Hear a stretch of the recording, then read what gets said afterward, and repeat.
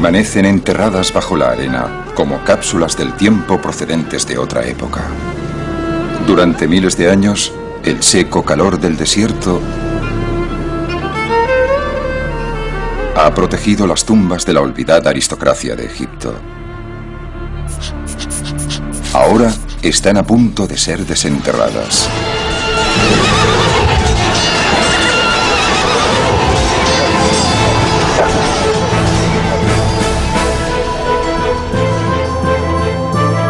Tres hombres están revolviendo las arenas para descubrir nuevos capítulos de la historia egipcia. Tres hombres descubriendo las historias de los nobles que sirvieron a sus reyes desde la época de la grandeza de Egipto hasta sus últimos días.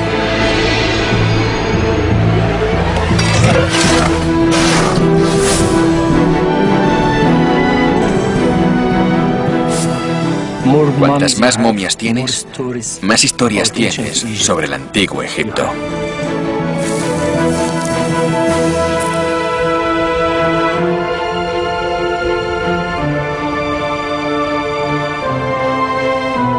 Uno tiene la sensación de que existía un gran afecto, quizá algo más entre el rey y la nodriza.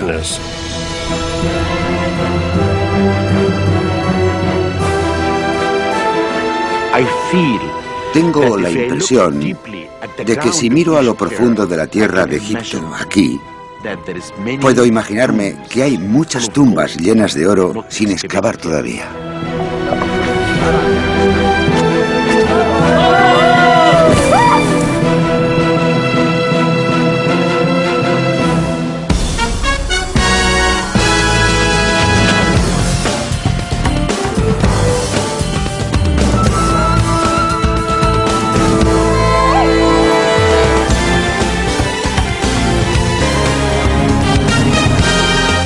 Egipto eterno, en busca de las tumbas perdidas.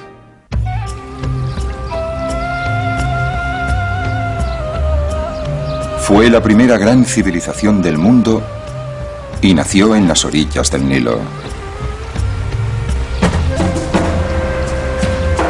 Egipto, en toda su gloria monumental. Todavía hoy abundan las imágenes de esos antiguos tiempos. A veces grandes, construidas para ser vistas, pero más frecuentemente pequeñas y escondidas.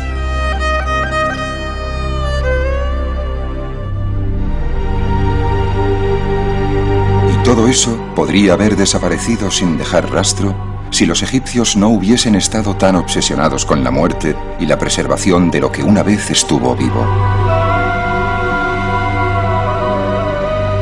Para los egipcios, el más allá era tan real como esta vida. Un espíritu en su viaje necesitaba alimento, refugio, compañía. Así que los egipcios llenaron sus tumbas con ofrendas y elementos decorativos que reflejaban el viaje del alma en la tierra. Esas tumbas aún tienen una historia que contar, si pueden ser encontradas. Al sur del delta, cerca de las orillas del Nilo, hay un lugar llamado Saqqara. Aquí, hace unos 5000 años, los egipcios construyeron su primera pirámide con la forma de una escalera hacia el cielo para albergar el cuerpo de un faraón.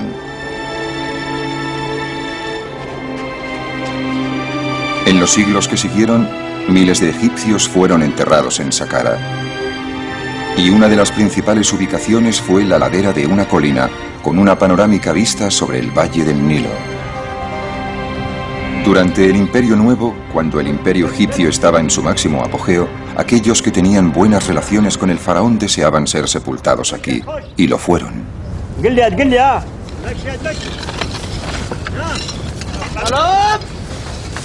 Hoy, esos hombres y mujeres están siendo desenterrados. El arqueólogo francés Alain Siri ha estado supervisando las excavaciones durante las 2 últimas décadas. Si alguien me hubiese dicho hace años y años que yo pasaría tantos meses y años aquí, no le hubiese creído. Algunas veces me pregunto lo que estoy haciendo aquí, jugando con la arena y haciendo cosas así, cuando en realidad no soy un niño. Pero de repente me di cuenta de que estaba haciendo exactamente lo que soñaba.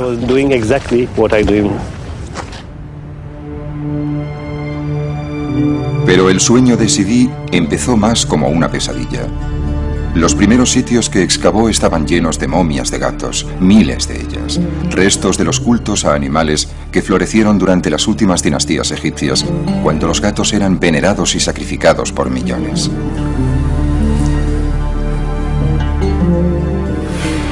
Pero el equipo de Sidi halló algo más que gatos.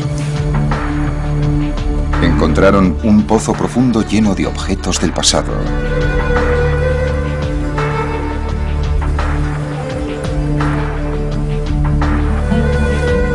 Siguieron cavando más y más y más hondo. Entonces, a unos 20 metros de profundidad, encontraron algo.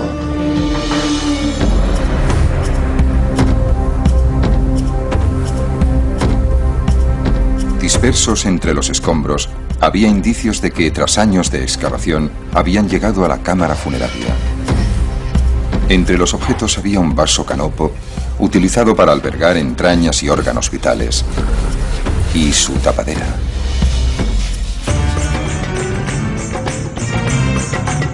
El vaso estaba hecho de alabastro, pero mucho de lo que encontraron más tarde era de oro. Todos estos tesoros y muchos más estaban enterrados con la momia de un oficial de alto rango que sirvió durante el reinado del faraón Ajenatón.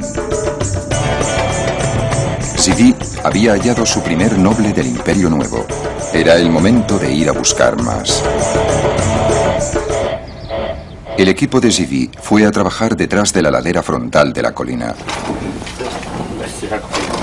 Se necesitaron años para excavar el laberinto de corredores, pozos y salas que habían sido construidos en la piedra caliza durante el Imperio Nuevo. A lo largo del camino, el equipo de Sidi ha encontrado otras tumbas que pertenecen a los ricos y famosos de Egipto y acaban de desenterrar otra más.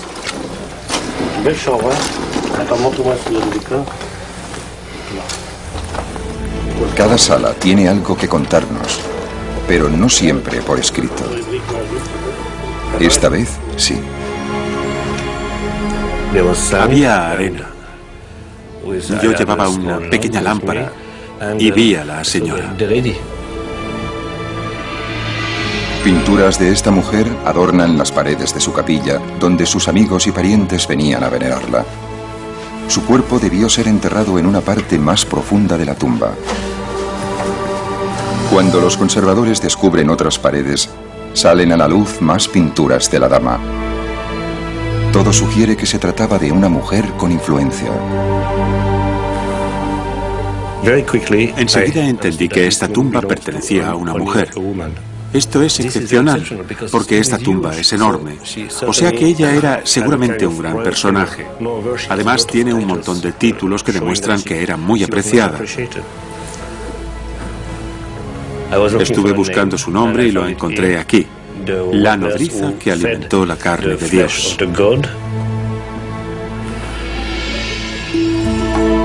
Sidi tradujo su nombre como Maya y pronto supo la razón de su encumbrado rango. En una pintura, Maya está frente a un afeminado joven que lleva una toca de faraón. Este es el dios al que Maya había amamantado. Su nombre era Tutankamón, el faraón Tutankamón.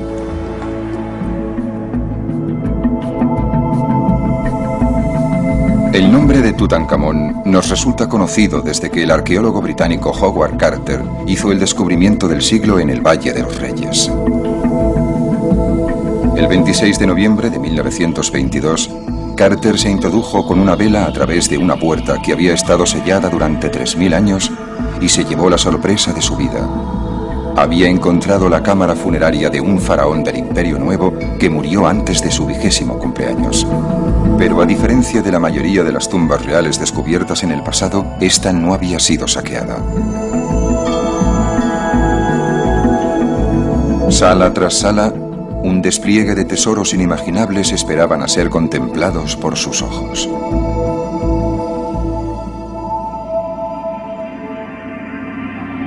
Tutankamón fue sepultado en 3 sarcófagos de oro, en cuyo interior había una máscara de oro puro. Cerca se hallaba una estatua de oro del joven rey. Un trono dorado mostraba al faraón Tutankamón junto a su novia, una niña, posiblemente su medio hermana. El descubrimiento por Carter de la tumba de Tutankamón y todos sus tesoros nos revelaron mucho sobre la muerte del joven rey, pero el misterio ha rodeado siempre su nacimiento. Era probablemente el hijo de Agnatón, el faraón hereje que adoraba únicamente al sol en vez de al tradicional elenco de dioses. Agnatón y su esposa Nefertiti tuvieron 6 hijas. Algunas de ellas aparecen aquí en el regazo de sus padres, una instantánea doméstica del pasado. Pero el joven Tutankamón nunca aparece en los retratos familiares. Eso significa que su madre era probablemente una esposa secundaria que murió al dar a luz. El faraón bebé habría necesitado una nodriza, y por lo que parece tuvo una. La dama Maya, que casi seguro formó parte del círculo íntimo del faraón. Una nodriza real en la 18ª dinastía no es solamente una niñera, sino una mujer de la corte, porque dar la leche, alimentar la carne del dios, el rey, es algo que desde luego no todo el mundo puede hacer. Lo que es maravilloso es el sentimiento de amor que se percibe entre estas dos personas, especialmente de la mujer hacia el rey. Uno tiene la sensación de que existía un gran afecto, sí, quizá algo más entre el rey y la nodriza. Y a juzgar por la elaborada tumba que se construyó para ella, el joven rey correspondía a ese afecto.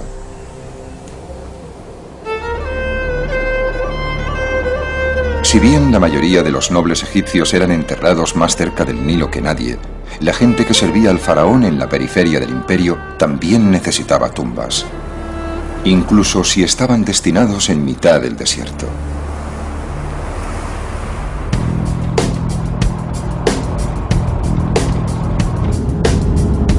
El doctor Zahi Hawass es el jefe de antigüedades de Egipto, el hombre a cargo de todas las antigüedades. Se encuentra de camino al oasis de Bajarilla, a 5 horas en coche desde El Cairo. Durante miles de años, el oasis fue una isla de verdor en un mar de arena. Y hoy no es muy diferente, excepto por la moderna ciudad que ha sustituido al antiguo emplazamiento.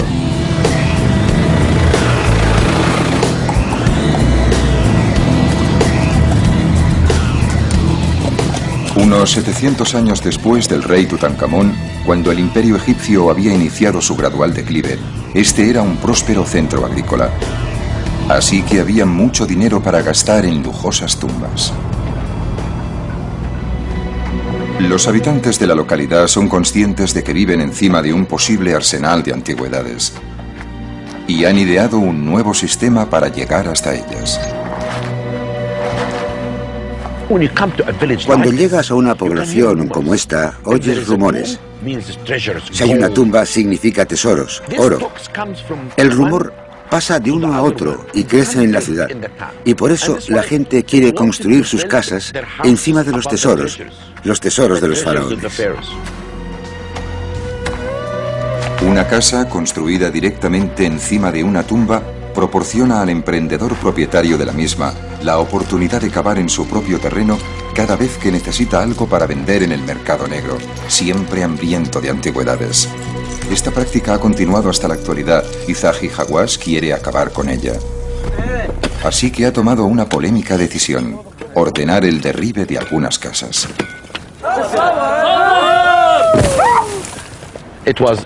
Fue una decisión que tomé porque tenemos que proteger este lugar. Tenemos que demoler casas por la seguridad de los monumentos. Esto es lo que la gente debería saber. La seguridad. Los monumentos y la protección de los monumentos son lo más importante. Las excavaciones bajo la moderna población sacan a la superficie objetos de un periodo más tardío dentro de la historia egipcia, cuando Grecia estaba emergiendo como gran potencia. Esta tumba data del año 600 a.C. aproximadamente, durante la 26ª dinastía. Egipto ya no era una superpotencia en la región. La influencia de los faraones había disminuido y el poder de los funcionarios locales había aumentado, especialmente en localidades prósperas como Bajarilla.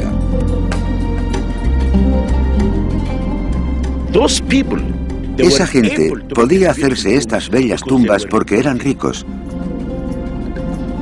Si uno observa el tamaño de la tumba y las pinturas, encuentra que son iguales a las de cualquier tumba situada en el Valle de los Reyes. Una de las fuentes de riqueza de Bajarilla era el vino de dátiles, codiciado en todo el mundo mediterráneo.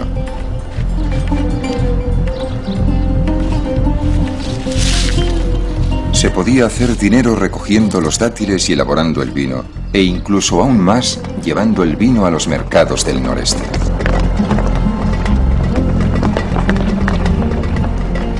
Cada mes, como mínimo, había una gran caravana de burros yendo desde aquí a lo largo de los más de 300 kilómetros desde Bajarilla hasta el centro de Egipto. Era un viaje difícil, pero uno tenía que pensar que el final del viaje traería riqueza.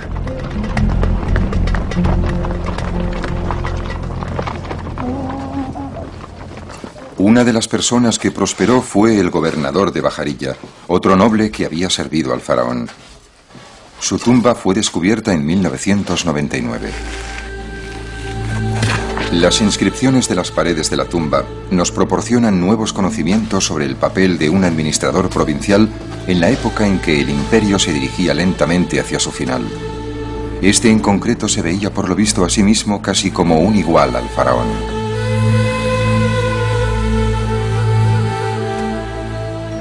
Dice que es un sacerdote de Isis y de Osiris, y su nombre es Zed-Hons-Wez-Ang, y está frente al gran dios. Y aquí muestra que será un rey en la otra vida, porque Osiris sostiene los instrumentos propios del gobernante aquí.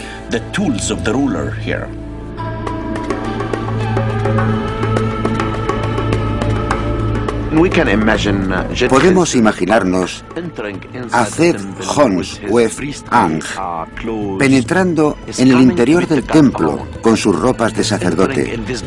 Viene a visitar al dios solo. Está penetrando en esta oscuridad trayendo incienso y haciendo ofrendas al dios. Y al mismo tiempo, la mesa de las ofrendas está llena de higos y dátiles, porque quiere que el dios esté contento, porque Zed-Hons-Wez-Ang es el nexo de unión entre el pueblo y el dios.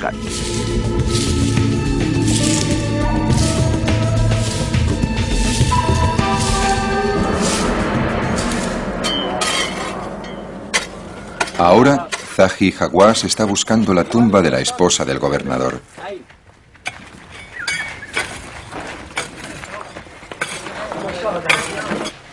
En el interior de la tumba, el doctor Hawass hace un descubrimiento que le preocupa. Parece que tenemos un gran problema aquí que no imaginé antes, y que es la existencia de este agujero, que creo que puede significar que, durante el periodo romano, los ladrones entraron a través de él y robaron la mayor parte de los objetos. O sea que, seguramente, no vamos a encontrar nada en esta sala. Y esto es malo, porque necesitamos encontrar objetos para averiguar para qué se usaba en realidad esta habitación. Pero los ladrones no cogían siempre todo cuando saqueaban una tumba, especialmente si en apariencia no tenía ningún valor. Alabastro. Zahi Hawass cava un poquito él mismo y al final su esfuerzo es recompensado.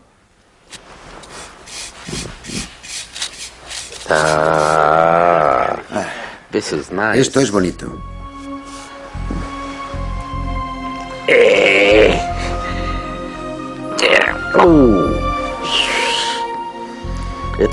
un vaso canopo. Se trata de la tapa de un pequeño vaso canopo, el recipiente que normalmente se enterraba con la momia. Para un ladrón no era nada. Para el doctor Hawass significa que puede estar cerca de encontrar a la esposa del gobernador.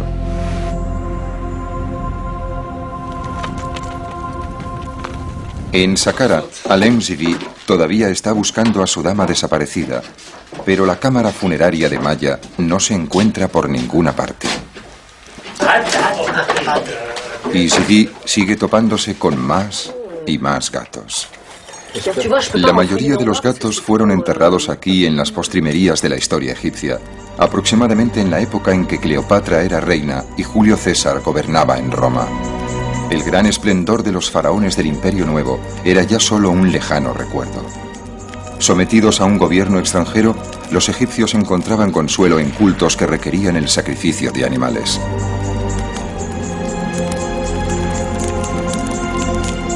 Uno de los cultos más populares de este tipo era el dedicado a Bastet, la diosa gato.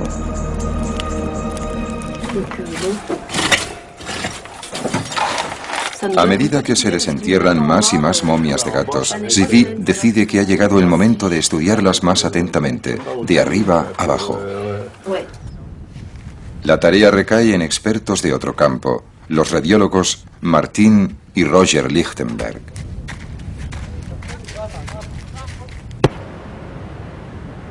Lo primero que revelan los rayos X es cómo se mató a los gatos.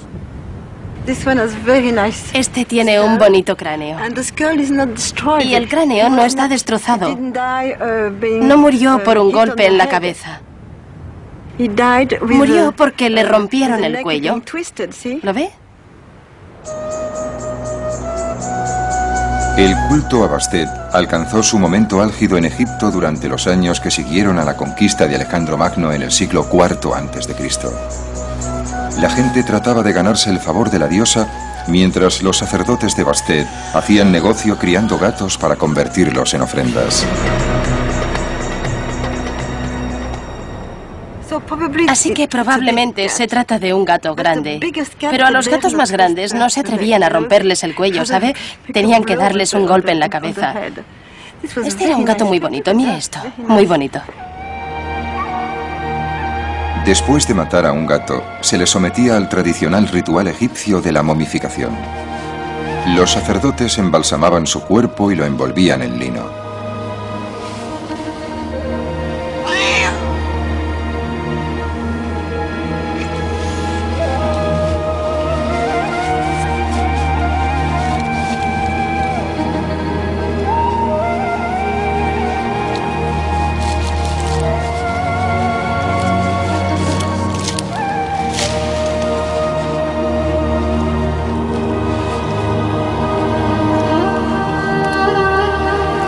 Finalmente, lo colocaban en una de las tumbas. Naturalmente, todo el trabajo que realizaban los sacerdotes era a cambio de dinero, y los clientes recibían aquello por lo que pagaban. Según lo que quisieras pagar, ¿tenías una momia pequeña o una momia grande? Si eras muy rico y querías complacer mucho a la diosa, comprabas un montón de gatos. Ya sabe, muchos gatos juntos.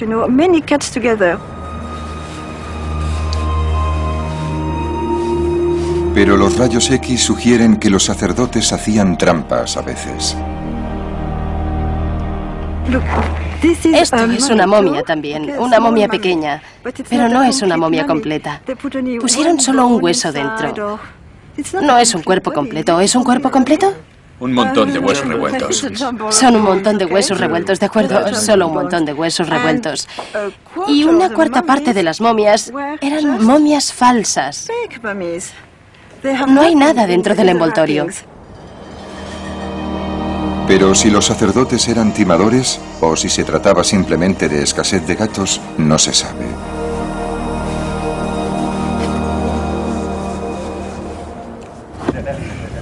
Mientras las momias de gatos son examinadas, otro miembro del equipo de Zivi Patrick Deleuze está llevando a cabo un reconocimiento exhaustivo del terreno.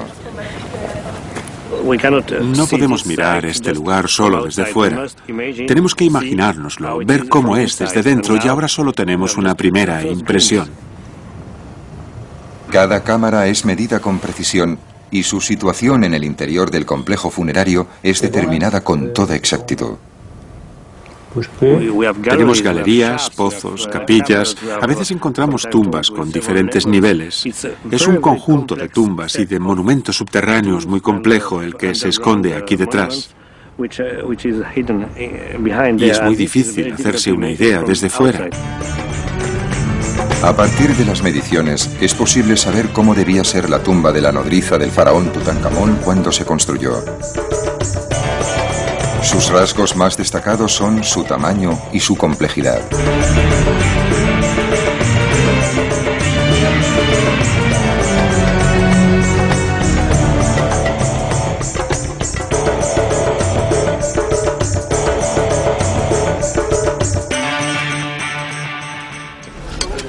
Mientras la búsqueda de la tumba de Maya continúa, el equipo de Zidi ha encontrado la entrada a otra tumba, unos 3 metros más allá.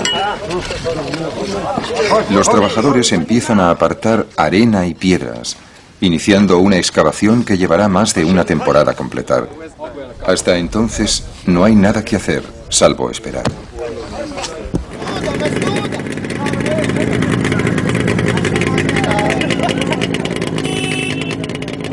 Unos 320 kilómetros hacia el oeste, en Bajarilla, la búsqueda de la esposa del gobernador ha dado resultados.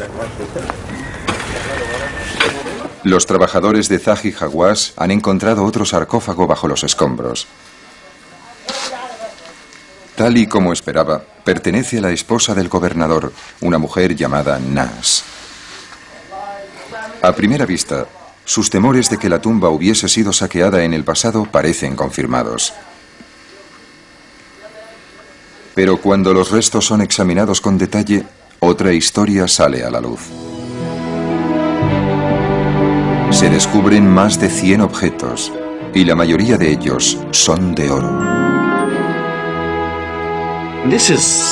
Estos son algunos de los tesoros que hemos hallado, y son muy bonitos, como este. Se lo ponían en las uñas, así.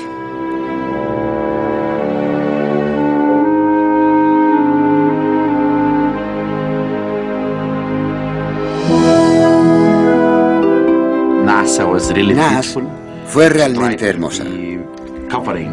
Trató de que se cubriera su cuerpo con oro y puede vivir felizmente en el más allá. Y así es como encontramos muchas piezas bonitas, y algunas tienen incluso la forma de lo que a mí me parece un escarabajo.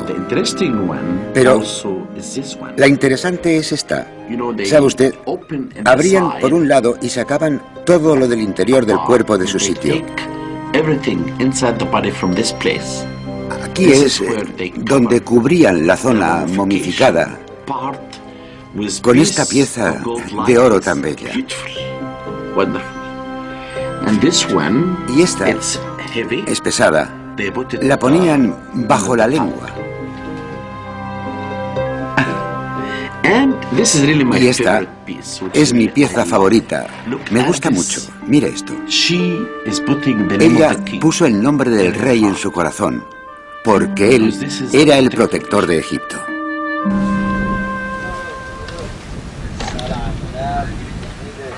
En Saqqara, los trabajadores de Zidi han desenterrado algo interesante de la arena. Una estructura rectangular construida hace miles de años, directamente frente a la colina.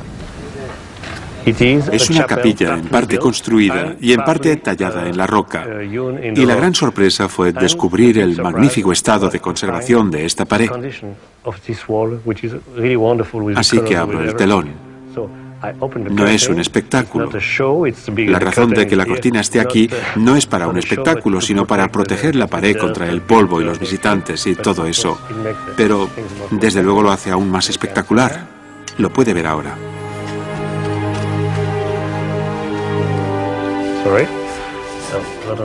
Gran parte de la capilla está aquí. Es absolutamente maravilloso.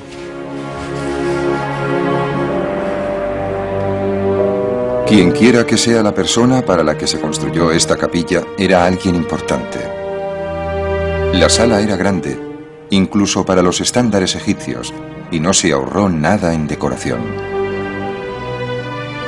En cada muro, pinturas, relieves e inscripciones confirman que la tumba pertenecía a un rico noble del Imperio Nuevo. Había un festín para satisfacer su hambre en la otra vida.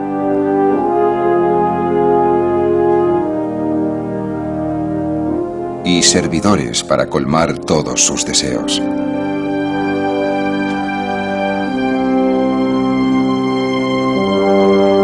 La prioridad de Zvi era encontrar el nombre del hombre para el que se construyó la tumba.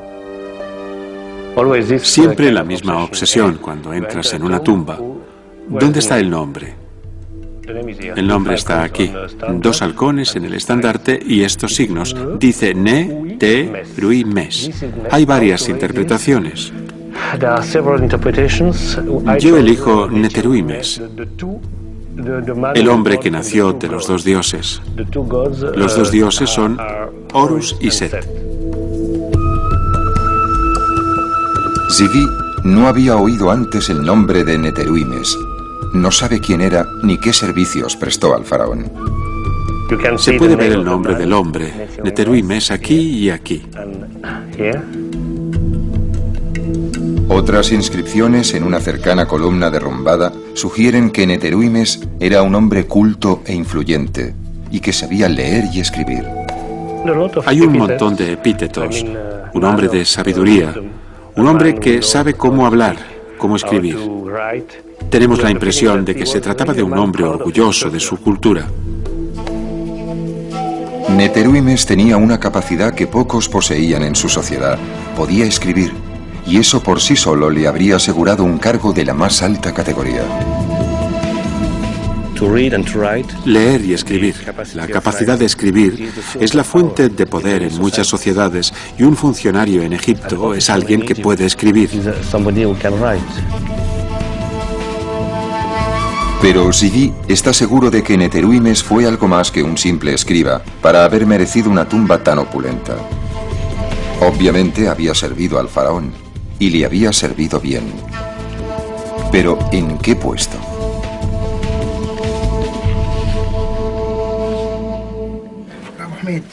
Mientras Zvi reflexiona sobre esta cuestión, los trabajos de excavación continúan en el extremo de la cámara. Creo que es buena. El ingeniero Pierre Veillat tiene que distinguir entre la piedra original y las rocas que fueron añadidas más tarde, como relleno. Todos son conscientes de que encima de ellos hay innumerables toneladas de piedra caliza. Creo que el peligro está en que por encima de nosotros están las piedras, que pueden caerse. Y cada piedra, el peso de cada piedra es de unos 9 kilos o algo así. Si estás abajo y te cae una piedra en la cabeza, no creo que te siente muy bien. El trabajo es lento. Cada roca tiene que llevarse a mano fuera.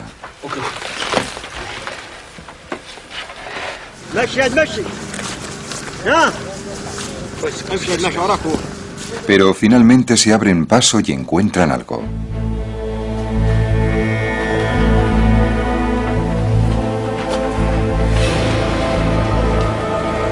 Es una escultura del faraón al que Neteruimes había servido. Una pequeña estatua de un rey que tuvo gran importancia en la historia egipcia. Se le conocía como Ramsés el Grande. Ramsés fue un faraón entre los faraones. Gobernó Egipto durante más de 60 años, engendró a casi 100 hijos y supervisó las construcciones más grandiosas de la historia de su imperio en lugares como Luxor y Abu Simbel. Ramsés fue también un incansable maestro en el arte de la autopropaganda, asegurándose de que su imagen, su legado y su nombre serían conocidos por la posteridad.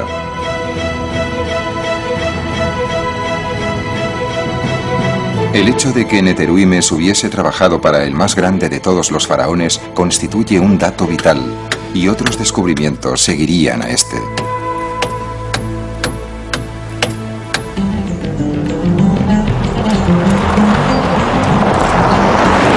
En las afueras del oasis de Bajarilla se halla un cementerio grecorromano descubierto en 1996 por Zahi Hawass y su equipo.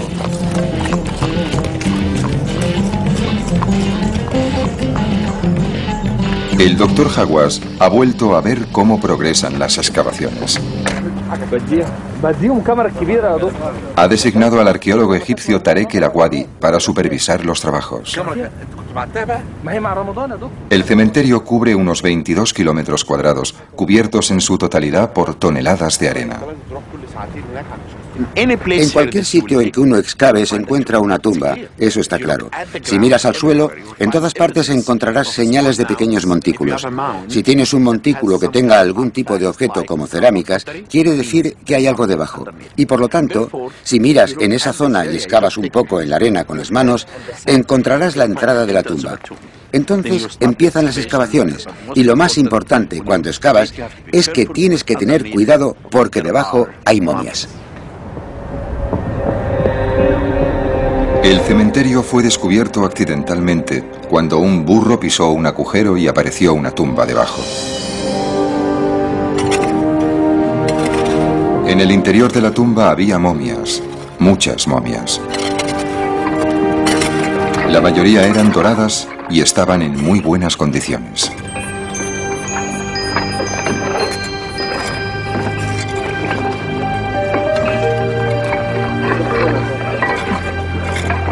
El doctor Hawass autorizó una búsqueda más extensa y las momias doradas siguieron apareciendo.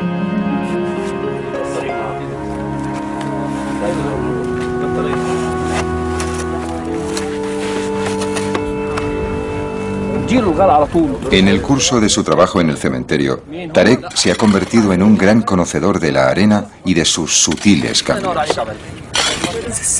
La arena esconde las momias y tenemos que luchar con ella para encontrar momias.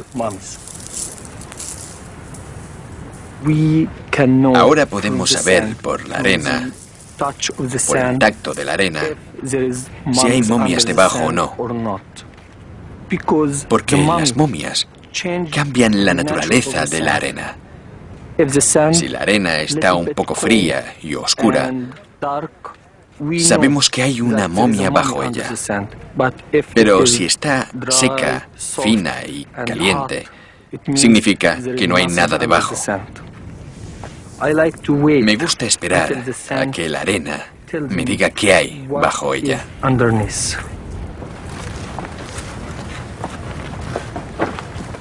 Tarek ha hecho algunos nuevos descubrimientos y Zahi Hawass está impaciente por verlos.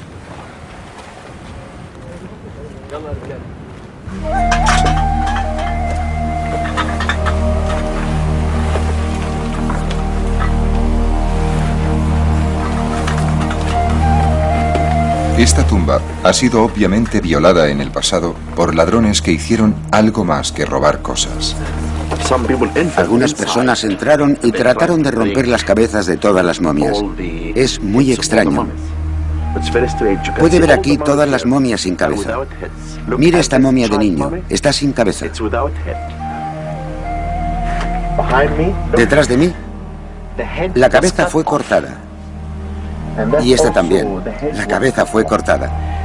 Parece que alguien, quizás en la antigüedad o quizás en los tiempos modernos, buscaba algo en el interior de las momias.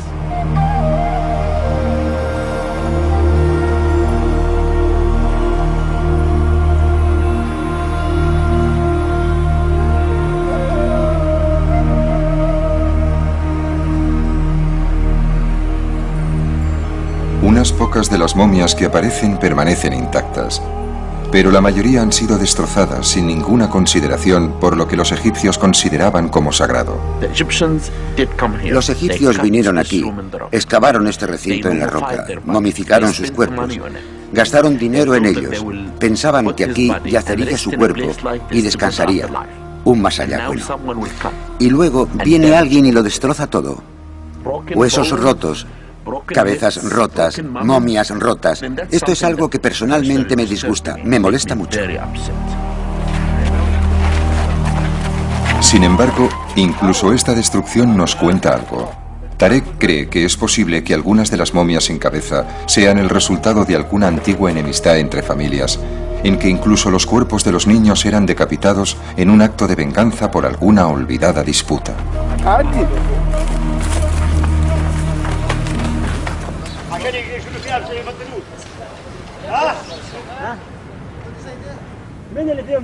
En Saqqara se continúan sacando piedras de la tumba y el equipo de Zivi ha hecho un nuevo descubrimiento. Justo detrás de la pequeña escultura de Ramsés y unida a ella encuentran otra estatua. Por encima de la pequeña figura del faraón está la cabeza a tamaño real de una vaca, la diosa Hathor. Zivi no podría estar más encantado.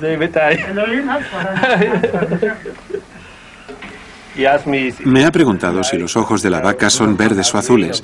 Yo digo que son igual que tus ojos, hermosos. En una de sus numerosas formas, Hathor era una protectora de los muertos que estaba allí para garantizar que Neteruimes tuviese un paso seguro al más allá.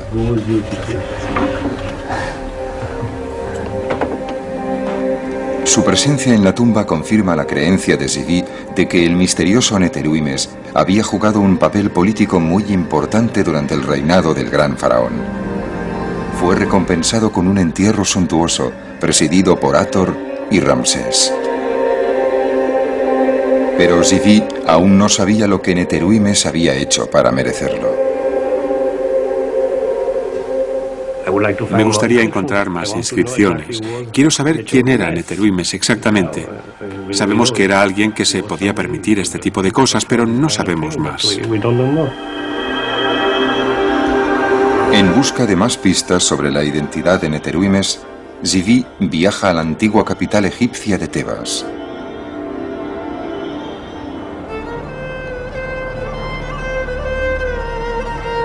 Hoy se llama Luxor y está llena de monumentos construidos por Ramsés en su propio honor, así que es posible que se mencione a Neteruimes en algún lugar.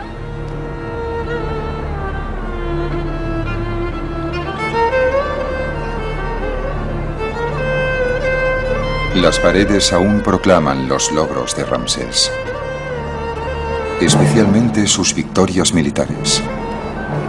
Se trata siempre de batallas, de guerras, de luchas. Es historia, es normal, humano. Toda guerra requiere un enemigo. Y cuando Ramsés se convirtió en faraón, el mayor adversario de Egipto era el imperio hitita del norte. El joven Ramsés decidió enfrentarse a los hititas en su propio territorio.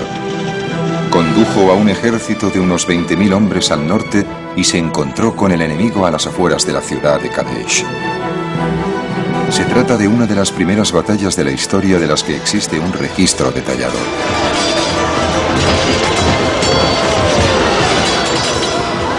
Los espías hititas condujeron a los egipcios a una emboscada.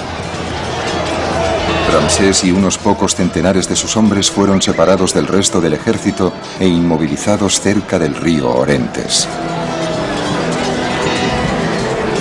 Era una situación desesperada, hasta que una división de reserva de la infantería egipcia lanzó un contraataque, llevando al enemigo hasta el río y rescatando a su faraón. Ramsés regresó a Egipto e inmediatamente proclamó una gran victoria.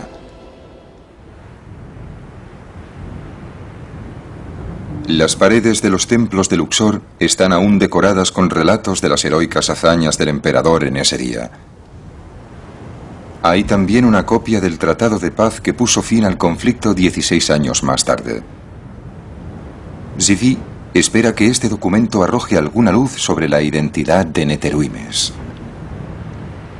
Los egipcios y los hititas se dieron cuenta de que la guerra no era la solución, sino un callejón sin salida.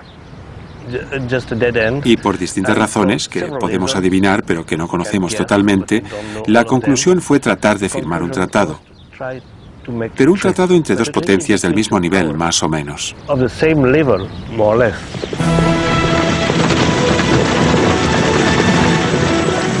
Las negociaciones fueron largas y complicadas, pero terminaron con un acuerdo y con la firma de un tratado de paz que expresaba los términos del mismo.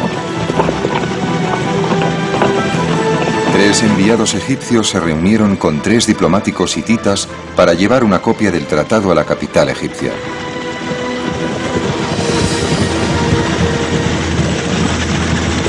Parecía que la amistad sucedería a la hostilidad.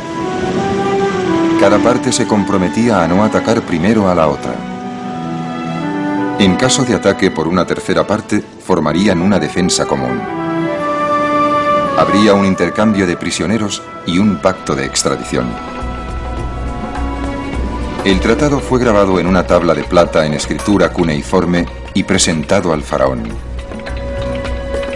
Ramsés, a su vez, lo hizo grabar en las paredes de los templos de Tebas.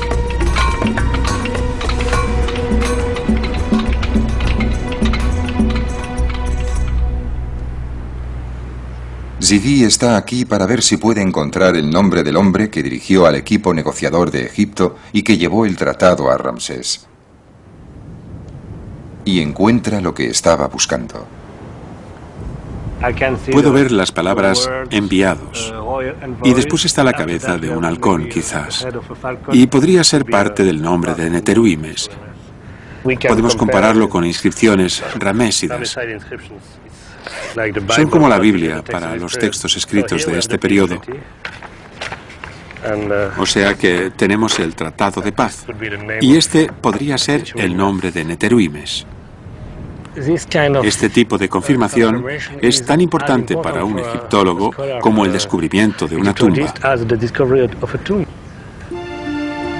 2 halcones encima de un estandarte. Neteruimes. El hombre que consiguió la paz entre 2 grandes imperios y fue generosamente recompensado en la otra vida. Se trata de una figura histórica que sale a la luz. Esto es fantástico para mí. Quizá tan importante como la vaca de Hathor o la estatua. No es solo una obra de arte excepcional, no es solo una hermosa tumba, es historia. Con la identificación del propietario de la tumba finalmente solucionada, el trabajo de liberar a Hathor de su prisión de piedra continúa.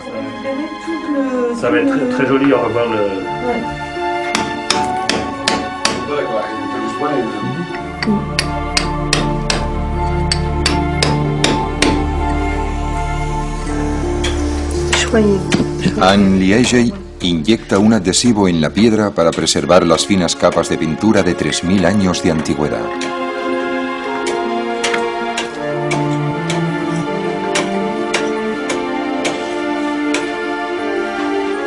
Y entonces, un día está acabado. Hathor ha sido restaurada.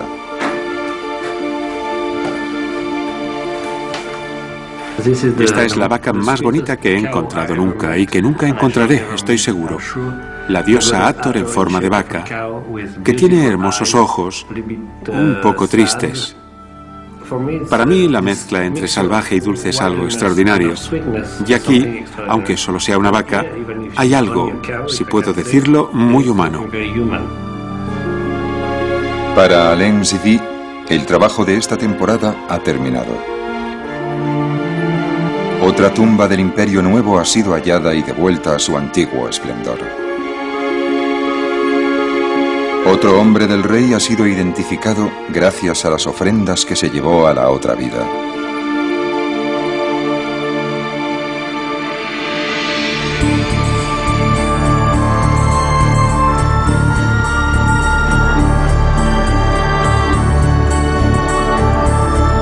El trazado de otra tumba se añade al plano del complejo funerario.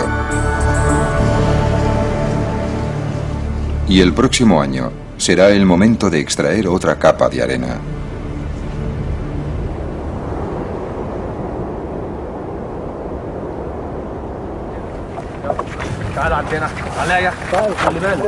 En el oeste, en Bajarilla, Tarek ha hallado otra tumba. Zahi Hawass está allí para inspeccionarla.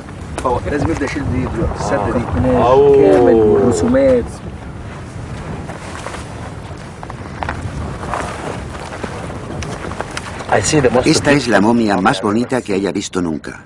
La máscara es totalmente realista. Parece la momia de una mujer. Los ojos nos miran como si estuviera viva.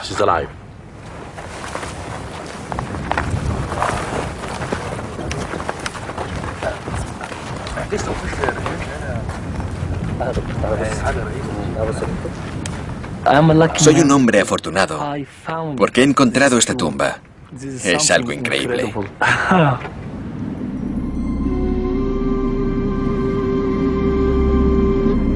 Todas estas momias fueron enterradas hacia el final de la historia de Egipto, unos 1500 años después de los días de gloria de Ramsés.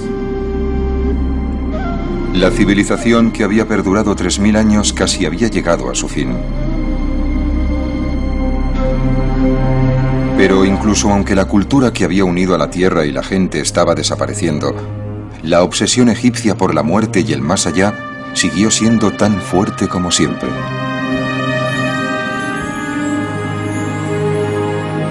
Lo que antes había sido una prerrogativa de los faraones y luego de sus servidores, fue adoptada con el tiempo por las clases altas y medias. Ahora, cualquiera que tuviera dinero podía pagarse la construcción de una tumba y un entierro elegante. Y la mayoría de las tumbas en las que fueron enterrados estos egipcios todavía yacen bajo la arena, cada una con una historia que contar, esperando pacientemente a lo largo de la eternidad a ser descubiertas.